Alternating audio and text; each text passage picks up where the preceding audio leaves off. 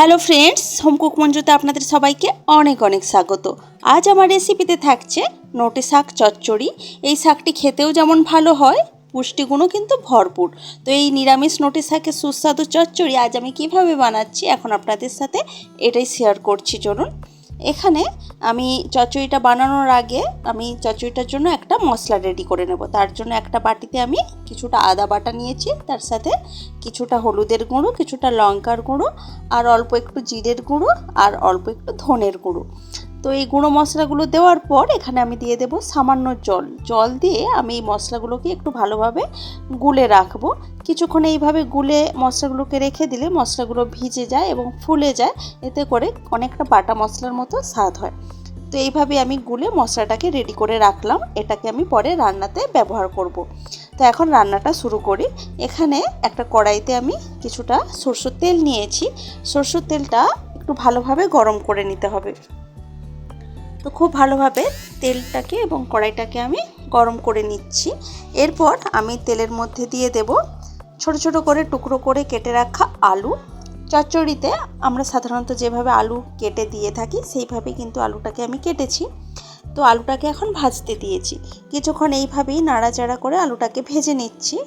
হালকা করে আলুটা ভাজা হয়ে যাওয়ার পর এখানে আমি দিয়ে দেব টুকরো করে কেটে রাখা মিষ্টি কুমড়ো। এই নিরামিষ চচ্চড়িটাতে মিষ্টি কুমড়ো দিলে খেতে ভীষণই সুস্বাদু হয়। তো এখানে মিষ্টি কুমড়োগুলো দিয়েও আমি আলুর সাথেই ভেজে নিচ্ছি। কিছুক্ষণ এইভাবেই নেড়েচেড়ে ভেজে নেওয়ার পর এখন আমি এর মধ্যে দিয়ে দেব টুকরো করে কেটে রাখা বেগুন।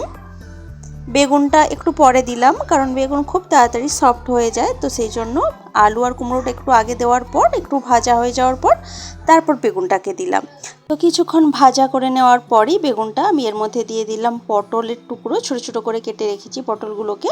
আর তার সাথে দিয়েছি নোটের শাকের যে ডাঁটাগুলো থাকে সেগুলো। ডাঁটাগুলো একটু শক্ত হয়, শাকের সাথে দিলে অনেক সময় একটু কম সেদ্ধ হয়, কারণ শাক খুব তাড়াতাড়ি সফট হয়ে যায়। সেই জন্য শাকটাকে তো আমি পরে অ্যাড করব। সেই জন্য ডাঁটাগুলো ছোটো ছোটো করে কেটে আমি এখানেই দিয়ে দিয়েছি সবজির সাথে। তো সমস্ত সবজিগুলোকে এখন খুব ভালোভাবে ভেজে নিচ্ছি। খুব ভালোভাবে ভেজে নিলে চচ্চড়িটা খেতে কিন্তু ভীষণই সুস্বাদু হবে।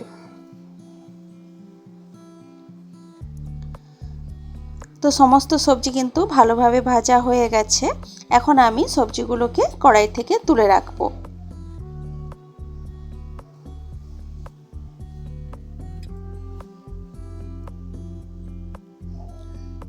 তো ভেজে নেওয়া সবজিগুলোকে তুলে রাখার পর আমি কড়াইতে আবারও কিছুটা তেল দিয়ে দিয়েছি এবং তেলের ওপর দিয়ে দিয়েছি একটা শুকনো লঙ্কা, একটা তেজপাতা, আর তার সাথে দেব আমি কিছুটা গোটা জিরে। ফোড়নটা থেকে খুব সুন্দর একটা গন্ধ বের হবে। তখন আমি এর মধ্যে দিয়ে দেব আমি যে মশলাটা আগে থেকে গুলে রেখেছিলাম, আদা, তারপর জিরে, ধনে, লঙ্কা গুঁড়ো, হলুদ গুঁড়ো, সমস্ত সেই গুলে রাখা মশলাটাই এখানে দিয়ে দিলাম। এখন এই মশলাটাকে ভালোভাবে কষিয়ে নিতে হবে, যাতে করে আদার কাঁচার গন্ধটা কোনোভাবেই থেকে না যায়। তো খুব ভালোভাবে কিন্তু মশলাটাকে আমি এখন কষিয়ে নিচ্ছি।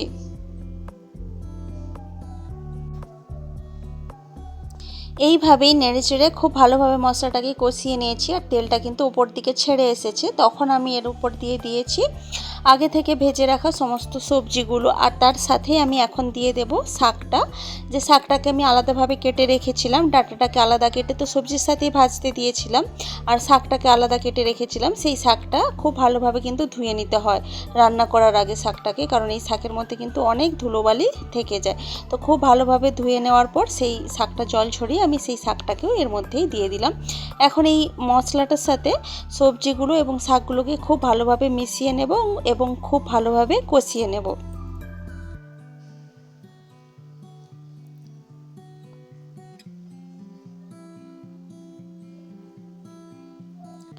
তো সব কিছু কিন্তু মেশাতে মেশাতেই শাকটা অনেকটা মজে গেছে। দেখুন, এই শাক কিন্তু রান্না করতে খুব বেশি টাইম লাগে না।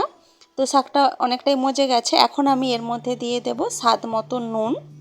এতক্ষণ কিন্তু আমি রান্নার মধ্যে কোনো রকম নুন দিইনি, সবজিগুলো যখন ভেজেছিলাম নুন ছাড়াই কিন্তু আমি ভেজেছিলাম। তো পরিমাণ মতো নুনটা এখনই দিয়ে দিলাম।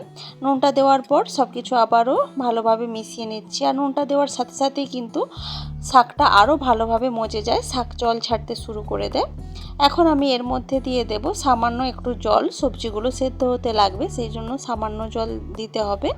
খুব বেশি জল দেওয়ার প্রয়োজন হবে না, যেহেতু সবজিগুলোকে আমি ছোট ছোট করে কেটেছি এবং আগে যখন ভেজে রেখেছিলাম ভাজার সময় কিন্তু সবজিগুলো অনেকটাই সফট হয়ে গেছে। তো অল্প পরিমাণে জল দিয়ে আমি সব কিছু খুব ভালোভাবে মিশিয়ে দিলাম। এখন এটাকে ঢাকা দিয়ে দেব প্রায় 4 থেকে 5 মিনিটের মতো, গ্যাসের আঁচটা মিডিয়ামে রেখে।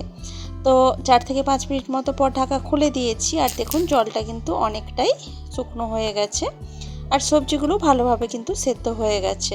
এখন ঢাকা খুলে দিয়ে আমি যে কুমড়ো, আলু, বেগুন এগুলো ছিল খুন্তির সাহায্যে একটু ভেঙে দিচ্ছি, এতে করে যে শাকের চচ্চড়ি বা শাকের ঘন্ট যেরকম হয় একটু ঘাঁটা ঘাঁটা সেরকম যাতে হয়, এতে করে দেখতেও যেমন ভালো হয় খেতেও তেমন ভালো হয়। তো দেখুন সমস্ত কিন্তু আমি আলুগুলোকে বেশ ভালোভাবে ঘেঁটে দিয়েছি আর জলটাও কিন্তু শুকনো হয়ে গেছে। তো এরপরে কিন্তু রেসিপিটি একদম রেডি হয়ে যায়, ভীষণই সুস্বাদু হয় খেতে। এই দিয়েই কিন্তু এক থালা ভাত একদমই খাওয়া হয়ে যাবে, আর বিশেষ কিছু প্রয়োজন হয় না এরকম একটা শাকের রেসিপি থাকলে। খেতে যেমন সুস্বাদু হয় তেমন এই শাক শরীরের জন্য খুবই ভালো। তো রেসিপিটি আপনাদের কেমন লেগেছে সেটা কিন্তু কমেন্ট করে অবশ্যই জানাবেন।